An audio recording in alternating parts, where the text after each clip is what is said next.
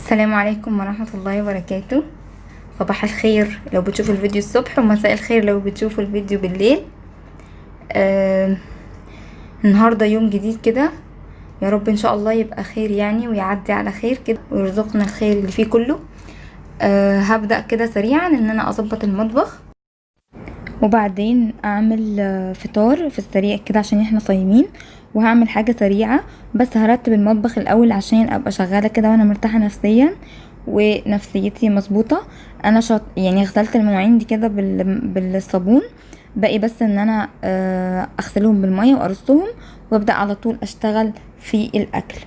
يلا بينا نستعين بالله كده، بسم الله. النهاردة هعمل فطار بيتزا. بصوا، اهم حاجة في البيتزا ان العجينة ترتاح وتاخد وقت طويل جدا، من ساعتين ل5 او 6 ساعات. كل ما تسيبيها تخمر اكتر كل ما بتبقى تحفة. مش بلتزم بمقادير معينة قوي، انا يعني عندي كده حس ان انا يعني ملاقي العجينة مرتاحة في ايدي ومظبوطة يبقى كده اوكي. لما بلاقيها محتاجة دقيق، محتاجة لبن، محتاجة زيت، بزود. ومجهزت طبعا الزيتون والخضار اللي انا هحطه، فلفل وطماطم، وهحط اللي هو السلامي. وبس. وطبعا الصلصة مش هعمل حاجة ازيد من كده، هسيبها بقى ترتاح شوية. بجد فرق رهيب جدا بين العجينة لما تخمريها مثلا ساعة، وما بين لما تسيبيها كتير. فرقت معايا جدا جدا جدا، وكانت طرية، وبعد ما استوت كانت تحفة، من احلى البيتزات اللي عملتها. بجد كانت روعة. فمهما عملتي اي نوع او اي مقادير من العجين، لازم تسيبيه يرتاح. دي اهم حاجة في البيتزا. دهنت الصلصة دي، الصلصة هقولكوا على الطريقة سريعا، اللي هي صلصة طماطم عادية جدا الجاهزة او بتاعة البيت. ولو هي تقيلة بخففها بنقطتين مية، وبحط عليها خل، ولو عندك رشة ريحان او زعتر بتبقى حلوة قوي، وكمان رشة سكر بسيطة. ما بعملش اكتر من كده وبتبقى حلوة قوي. هحط الاول طبقة الجبنة، اي نوع جبن بقى بتحطيه بحطه فوق الصلصة، وبعدين بوزع الخضار، وبعدين برجع احط جبنة تاني. كل واحدة بقى تحط الطبقات زي ما هي عايزة. كل واحدة بتختلف، في ناس بتحط الخضار وبعدين الجبن، زي ما تحبي. وبس. بعدين بقى هوزع الزيتون، وهوزع كمان السلامي في الاخر خالص، وخلاص كده. بجد كانت حلوة جدا. فنصيحة اي حد يعمل بيتزا يسيب العجينة اطول فترة ممكنة. يعني انا قمت من اول ما قمت الصبح عملتها، وسبتها بقى تخمر براحتها خالص، وقبل المغرب مفيش بنص ساعة رحت بدأت ان انا اسويها. كانت حلوة جدا. انا حطيتها على الصاج، عندي صاج صغير كده بتاع الفرن الكهرباء القديم، حطيت عليه ورق زبدة عشان ما اقعدش ادهن بقى ولا بتاع، وبعدين حطيت عليه العجينة. بس طبعا العجينة فردتها على الرخام الاول، ونقلتها على ورق الزبدة. كده اخر طبقة اللي هي الجبنة، بعدين هحط السلامي او اي حاجة تحطيها، وهبدأ ادخلها الفرن. دي اكتر بيتزا انا بحبها، حتى لما بشتريها من بره بجيبها بالبيبروني او السلامي زي ما بتسميه. فبختار ان انا اجيبها بالبيبروني كده، بحبه جدا. هو طعمه قريب من اللانشون شوية بس ألذ كمان. جبت بس كمية بسيطة جدا على قد ما انا هعمل البيتزا وخلاص. ممكن تستعوضي بقى بلانشون او بفراخ او بلحمة او من غير اي حاجة خالص، كفاية خضار بس. كده بقى داخلها الفرن. بسم الله ما شاء الله، بجد كانت روعة. وكان نفسي تشوفوها معايا وتشموا ريحتها. انا شغلت عليها الشواية حاجة بسيطة جدا. بصوا قد ايه ان هي طرية جدا وحلوة قوي. كمان اللي بيفرق مع تسوية البيتزا ان انتي النار تبقى هادية، وما تأخريش البيتزا كتير عشان ما تنشفش. هبدأ بقى ان انا اجهز الفطار، وعملت بطاطس مقلية وبس كده، خلاص الاكل جاهز. عملت بس حبة بطاطس مقلية والكاتشب، والبيتزا قطعتها مربعات عشان الصاج كان مستطيل. وكمان اتبقى حتة عجينة صغيرة، عملتها بيتزاية مدورة صغيرة كده، كانت حلوة برضو. بصوا قد ايه طرية جدا. ممكن بقى تتحكمي في السمك بتاعها، سواء سميكة قوي او خفيفة. انا عملتها متوسطة وعادية جدا.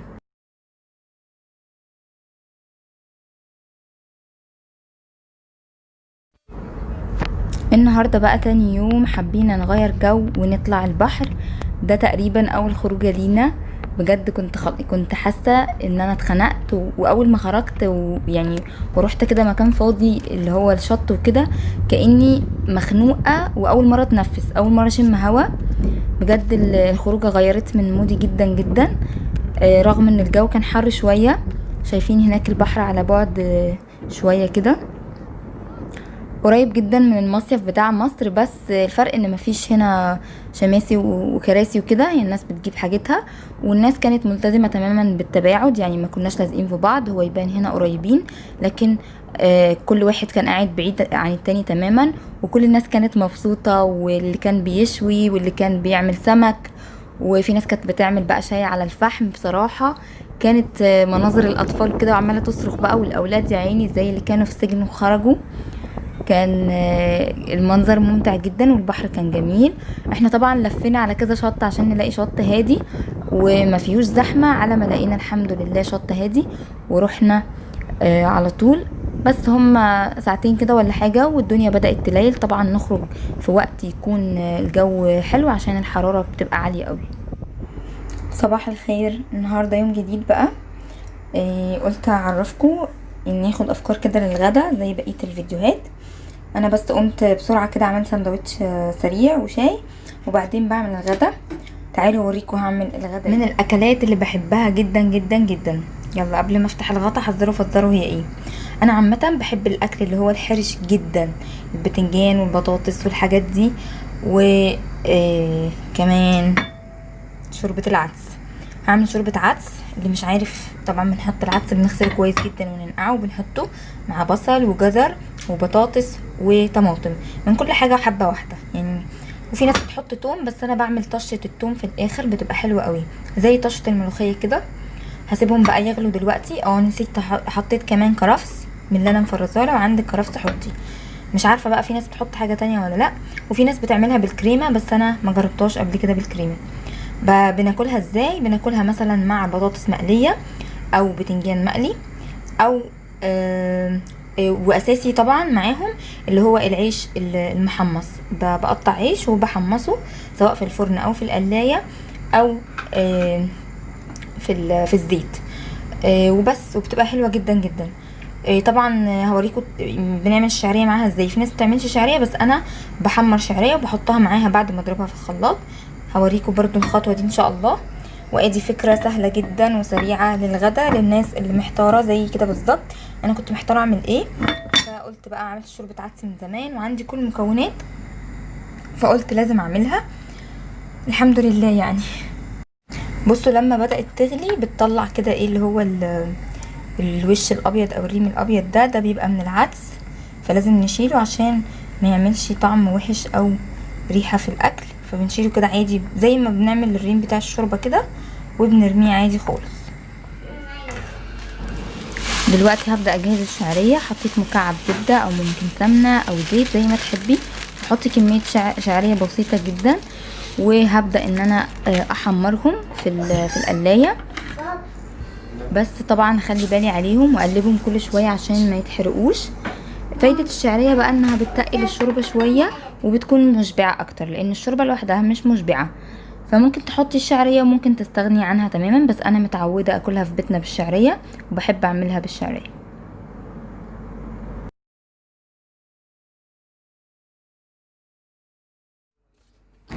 في خطوه بقى انا ما صورتهاش.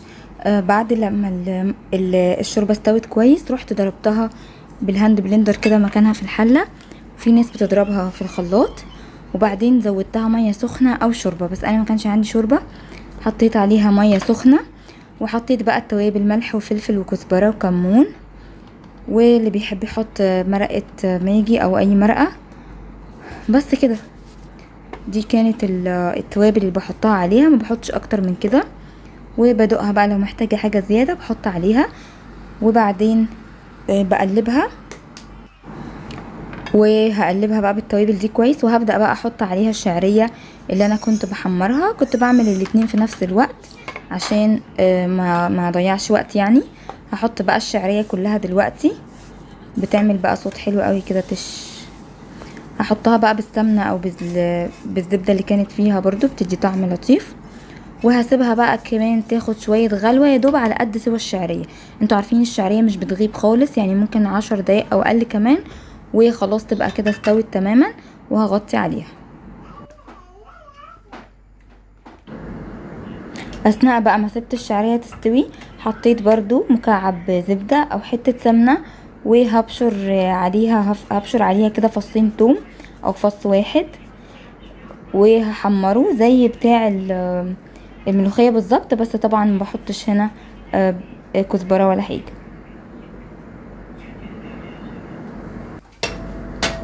خلاص التومة اتحمرت والعدس استوى كويس. هحط بقى التومة على العدس.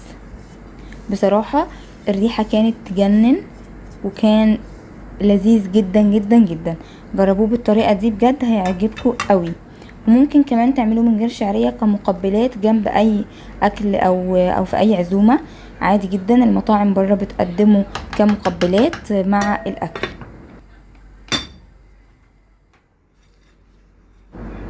اخر حاجة عشان الاكلة تكمل، انا جبت عيش اللي هو العيش اللبناني او العيش يا جماعة اي عيش عندكم، او العيش البلدي، وهقطعه كده مكعبات متوسطة بالمقص عشان ابدأ ان انا احمصه. ساعات كنت بحمصه بمعلقة زيت كده او معلقة سمنة على القلاية على النار، بس انا هعمله في الاير فراير دلوقتي وبس. انا ما عنديش بصل اخضر، وهي شوربة العدس بتحب البصل الاخضر، فجبت بصلة عادية كده وهقطعها مكعبات وهحط عليها شوية خل. انا بحب جدا اكل البصل بالطريقة دي مع الرنجة ومع شوربة العدس. انا متعودة من زمان باكلها كده، والخل طبعا بيديها مزازة وبيقلل من حموضة البصل شوية. وهنا كان العيش اتحمص، بصوا حلو قوي قوي جدا، يعني بمعلقة زيت صغيرة جدا كمان مش المعلقة الكبيرة، وكان مقرمش ومش مش مزيت خالص خالص، كان حلو جدا بصراحة. هبدأ بقى خلاص ان انا احط الاكل. الحمد لله. ادي الشوربة، بصوا كان سمكها متوسط، مش خفيفة قوي ولا تقيلة قوي. في ناس بتعملها تقيلة قوي وتغمسها بالعيش كده، بتاكلها بالعيش، انا برضو شفت ناس يعملوها كده. بحط بقى كمية عيش بسيطة واكلهم وبعدين احط غيرهم وهكذا. دي طريقة اكلي لشوربة العدس. تاني يوم بقى كان عندي ميعاد في المستشفى. بصوا بقى يعني في جوانب كتير سلبية ومش مش كويسة، الحمد لله طبعا على كل حاجة، بس يعني مش بحب اصدر طاقة سلبية بقى واقول لكم على الحاجات الوحشة. بحب دايما ان الواحد يبقى ايجابي كده ويشجع الناس. المهم خلصت ميعاد المستشفى ورحت اشتري خضار عشان عايزة اعمل محشي اخيرا، يعني ما بعملش محشي غير قليل. بس فحبيت كده اخدكم لفة معايا تتفرجوا. بصوا البطيخة هنا كبيرة جدا، يعني تقريبا متخشش التلاجة بتاعتي، فلو حبيت بجيب النص اللي هو زي ما انتم شايفين كده، بيحاسبوا الكيلو ب3 ريال، او بجيب ربع بطيخة او بطيخة صغيرة. بصوا المانجا دي كانت صغيرة جدا قد الليمون، يعني اول مرة اشوفها. وده البطيخ الصغير. بحب جدا جدا شكل الخضار كده الفريش والفواكه، بحبهم قوي. وده كرفس وبروكلي وعصاير بقى وكده، قلت افسحكم معايا. بس المهم يعني ان انا ما لقيتش خضار فريش حلو عجبني. كل الخضار كان دبلان جدا جدا، وكان سعره مش زي الطبيعي، فما جبتش اصلا. وكمان كنت عايزه اجيب سمك، لقيت الفرع بتاع الهايبر اللي انا كنت فيه ده ما فيهوش سمك برضو. رحت جايبه خصايه ونص بطيخه واخده بعضي ومروحه. بس ده بقى الاندومي اللي بيعملوا عليه تحديات على اليوتيوب، الحراق جدا ده، تقريبا كان ب3.5 او ب6.5. بصوا فيه منه بالجبنة وفيه مش عارف بالشطة، في انواع كتير. المهم خلصت وخدت بعضي ومشيت.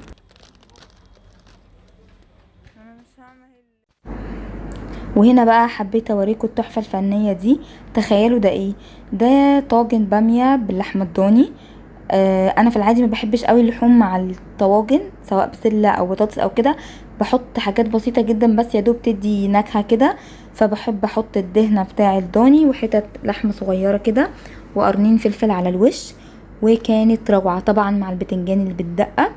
بصوا بقولكم ان انا بموت في الاكل ده، بس طبعا الناس اللي تعبانه ما تاكلش منه كتير، واحنا طبعا قولنا تعبان، فما بحبش ان انا ازود خالص التوم، يعني يا دوب فص توم على كل الاكل ده. بحيث ان الواحد برضو يبقى محافظ على صحته. وخلاص وصلت لاخر الفيديو، حبيت اوريكم شكلي. بصوا قمة في الاناقة. انا الكمامات بتبهدلني جدا بسبب النضارة، بتعمل زي شبورة على النضارة، وبجد ما بلبسها بتبهدل احلى بهدلة. حاولت احط منديل وحاولت احط كذا حاجة، بس برضو بتبهدل. يلا الحمد لله، يا رب بقى يعني نخلص من الازمة دي عشان اعرف البس النضارة وانا خارجة. حبيت بس اعرض لكم شوية صور كده من على الكورنيش والحاجات الحلوة دي، ويا رب يكون الفيديو عجبكم. انا عارفة ان هو بسيط جدا وكله رغي، بس حبيت اوثق اللحظات الجميلة دي. وما تنسوش اللايك، واشوفكم في فيديو جديد ان شاء الله. السلام عليكم.